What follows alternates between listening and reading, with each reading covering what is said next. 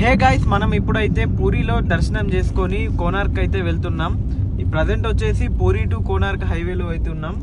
Friends, మనం కోనార్క్ వెళ్ళే దారిలో మెయిన్ రోడ్కి పక్క పొంటే మనకు వెళ్ళే దారిలోనే ఒక బీచ్ అయితే కనిపించింది. సో ఆ బీచ్ని అయితే కవర్ చేద్దామని అయితే వచ్చిన. ఒకసారి మీకు వ్యూ చూపిస్తా, చూడండి ఎట్లుందో.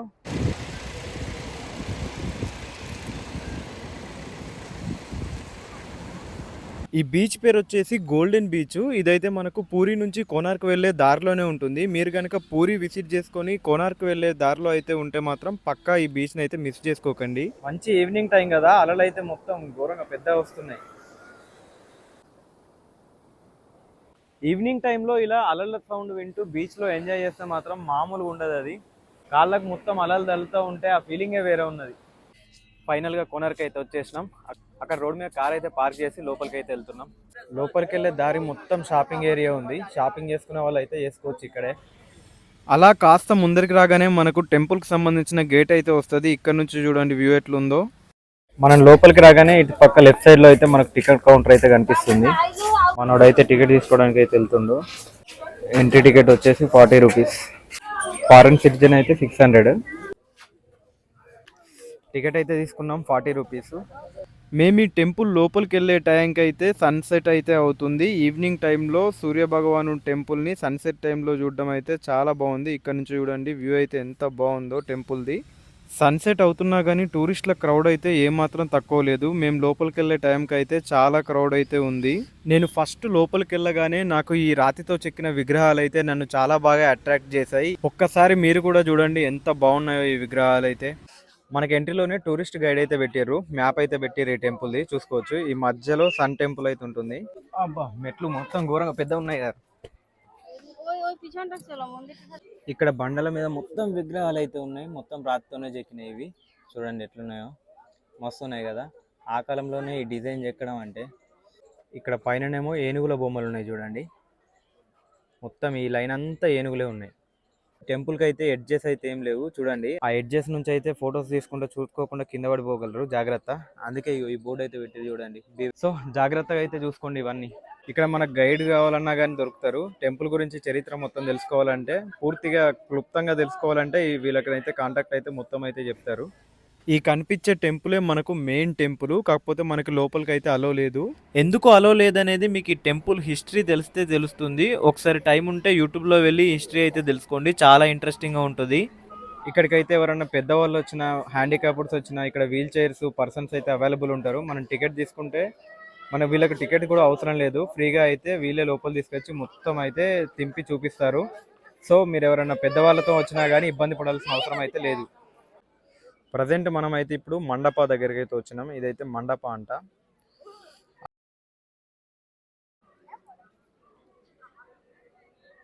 ఈ టెంపుల్ అయితే కోనార్క్ సూర్య దేవాలయం అని అయితే అంటారు. ఇదైతే ఇప్పుడు 12th సెంచరీలో కట్టారు ఈ టెంపుల్ అయితే. ఈ టెంపుల్ యొక్క రహస్యాలు తెలుసుకోవాలంటే మనకు ప్రధాన ద్వారం తెరిస్తేనే తెలుస్తుంది. ఈ ప్రధాన ద్వారం అయితే చాలా రోజుల నుంచి క్లోజ్ అయితే చేశారు. మనకి ఈ టెంపుల్ లోపల ఎటువంటి సపోర్ట్ లేకుండా గాల్లోనే తేలియాడే విగ్రహం అయితే ఉంది. ఇంకా ఈ టెంపుల్ పైన ఉన్న మ్యాగ్నెటిక్ పవర్ ద్వారా సముద్రంలో వెళ్లే షిప్స్ కి అయితే నావిగేషన్ అందకుండా చేసే అంతు చిక్కని పవర్ కూడా ఈ టెంపుల్ లోపల మనకు కనిపిస్తుంది. ఇంత మిస్టీరియస్ టెంపుల్ ని మన ఇండియన్ గవర్నమెంట్ అయితే ఎందుకు క్లోజ్ చేసిందో నాకైతే ఇప్పటి వరకు తెలియదు. ఈ టెంపుల్ లోపల చిన్న కుక్క పిల్ల అయితే కనిపించింది చూడండి. మంచిగా క్యూట్గా ఉన్నాయి కుక్క పిల్లలు. ఎక్కడికి వచ్చినా కానీ మన వాళ్ళు చెత్త అయితే ఎట్లా వారేస్తారు చూడండి. ఎక్కడ పడితే అక్కడ వారేస్తున్నారు. అదైతే ఇక్కడ ఉన్న మేనేజ్మెంట్ అయితే తీస్తుంది. సో మీరు చెత్త ఎప్పుడైనా వాటర్ బాటిల్స్ అవన్నీ తెచ్చినప్పుడు అయితే డస్ట్బిన్ చూసి పడేయండి. ఇట్లా ఎక్కడ పడితే అక్కడ అయితే పడేయకండి.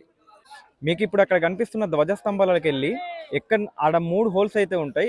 అక్కడో ద్వారం ఉంటుంది, అక్కడో ద్వారం ఉంటుంది, అక్కడో ద్వారం ఉంటుంది. అక్కడ నుంచి ఏ ద్వారం నుంచి చూసినా కానీ మీకైతే అక్కడ ఎంట్రీ గేట్ అయితే కనిపిస్తుంది కదా, అదైతే మీకు స్ట్రేట్గా కనిపిస్తుంది. ఏ ధ్వజస్తంభం సందులోంచి చూసినా కానీ అదైతే స్ట్రేట్ కనిపిస్తుంది. మీకైతే చూపిస్తా పదండి. నేను ఇందాక చెప్పినట్టు ఇదైతే మొదటి ధ్వజస్తంభం ద్వారి. ఇక్కడ నుంచి చూడండి స్ట్రేట్గా ఉంది కదా, మనకు టెంపుల్కి ఇది వెళ్ళే దారి అయితే స్ట్రేట్గా కనిపిస్తుంది కదా ఆ ద్వారం అయితే. ఇప్పుడు రెండో ద్వారం నుంచి చూస్తాం చూడండి. ఇదైతే మిడిల్లో ఉంటుంది. ఇక్కడ నుంచి చూసినా కానీ మీకు స్ట్రేట్గా కనిపిస్తుంది చూడండి. దాని తర్వాత ఇది మూడోది. మీకు ఇక్కడ నుంచి చూసినా కానీ స్ట్రేట్గా కనిపిస్తుంది చూడండి. ఎంత మంచిగా కట్టారు కదా, ఆ కాలంలోనే ఇంత ఆలోచించి. మనం టెంపుల్ దగ్గరికి వెళ్ళడానికి అయితే వీల్లేదు. చూడండి అక్కడ సెక్యూరిటీ గార్డ్ అయితే ఆపేస్తాడు. టెంపుల్ అయితే క్లోజ్ ఉంది ఎప్పటి నుంచో, దర్శనానికి అయితే ఓపెన్ అయితే లేదు ఎవరికి. ఇక్కడ వాకనైతే వెళ్ళొచ్చు, ఇక్కడ నుంచి మాత్రమే చూడొచ్చు అంతే. Climbing the structure beyond this point is strictly prohibited. మనం ఇక్కడ దాకానైతే రావచ్చు, అంతకు మించి అయితే లోపలికి వెళ్ళరాదు. లోపలికి జూమ్ చేసి చూపిస్తాయి చూడండి. ఇదైతే గోడ అయితే కట్టేసారు. అంతకుముందు ఇందు లోపల సూర్యకిరణాలు అయితే టెంపుల్ లోపల అయితే పడుతుండే. దీన్ని అయితే ఎందుకు క్లోజ్ చేశారో తెలియదు, కానీ ఇప్పుడైతే లోపలికి అయితే వెళ్ళనీకైతే కుదరదు.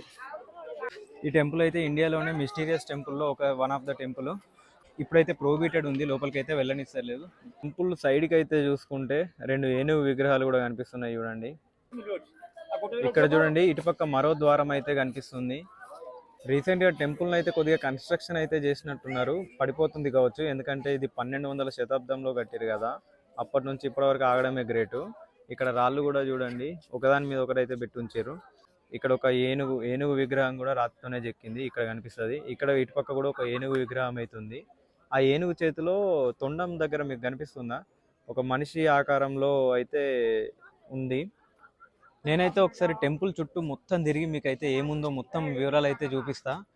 ఇది చూడండి, ఇదైతే టెంపుల్ బ్యాక్ సైడ్ ఓల్డ్ స్టైల్లో ఒక వాటర్ పంప్ అయితే ఉంది. మీరు ఇట్లా టెంపుల్ బ్యాక్ సైడ్ వస్తే మాత్రం ఈవినింగ్ టైంలో వస్తే మంచిగా పార్క్ అయితే ఉంది. ఇక్కడ కూర్చొని కాసేపు అయితే ఎంజాయ్ చేయొచ్చు. ఇక్కడ కూడా పాత కట్టడం ఒకటి అయితే ఉంది, అది కూడా ఏంటో చూసి మీకు ఎక్స్ప్లోర్ అయితే చేస్తా. మనం టెంపుల్ బ్యాక్ సైడ్ నుంచి చూస్తే ఈ టెంపుల్కి అయితే మెట్లు అయితే కనిపిస్తున్నాయి చూడండి. ఆ మెట్లతోని మొత్తం పైదాకా అయితే వెళ్ళొచ్చు. ఇప్పుడైతే ప్రొహిబిటెడ్ ఉంది, అంతకుముందు వెళ్ళొచ్చు అనుకుంటాం మనమైతే. లేదంటే ఇప్పుడు కన్స్ట్రక్షన్ ఏమన్నా చేస్తున్నారా అదైతే నాకు క్లారిటీ ఇన్ఫర్మేషన్ లేదు. కాకపోతే అక్కడ దాకా ఎక్కనిస్తే బాగుండు. ఇక్కడైతే మనకు ఛాయాదేవి టెంపుల్ అయితే ఉంది. ఇదైతే మనకు ఛాయాదేవి టెంపుల్ అంట.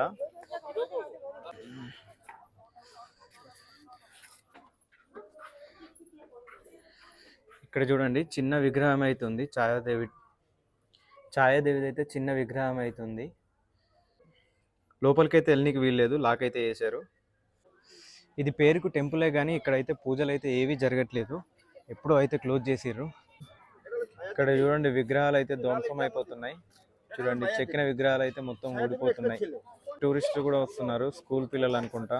ఇక్కడ దాకా వచ్చి ఇంత మిస్టీరియస్ టెంపుల్ చూసిన తర్వాత లోపలికి వెళ్ళడానికి వీల్లేదంటే మాత్రం ఎట్నో అనిపిస్తుంది. చలో ఏం చేస్తాం, ఉన్న కాడికి అయితే చూసుకొని వెళ్ళిపోవాలి అంతే. కానీ నిజంగా చెప్తున్నా, టెంపుల్ అయితే మొత్తం అదిరిపోయింది. ఇది చూసుకోవచ్చు, టెంపుల్కి అయితే 4 దిక్కుల మెట్లు అయితే ఉన్నాయి. ప్రతి ఎంట్రీలోనూ ప్రొహిబిటెడ్ ఏరియా అని చెప్పి అయితే ఒక బోర్డు అయితే పెట్టారు. నేను సూర్యదేవుని టెంపుల్ అనగానే చెప్పులు అయితే వేసుకోకుండా వచ్చేసిన లోపలికి, ఎందుకంటే టెంపుల్ కదా అని చెప్పి. ఇక్కడ చూడండి, ఇక్కడ పూజలు లేవు, ఇది టెంపుల్ లెక్క అయితే చూడలేరు, ఓన్లీ ఒక పర్యాటక ప్రాంతం లెక్క మాత్రమే చూస్తున్నారు. అందరూ అయితే చెప్పులు వేసుకుని వస్తున్నారు. ఈవినింగ్ అయింది, లైటింగ్ వేశారు. ఈవినింగ్ పూట వ్యూ చూడండి ఎట్లుందో.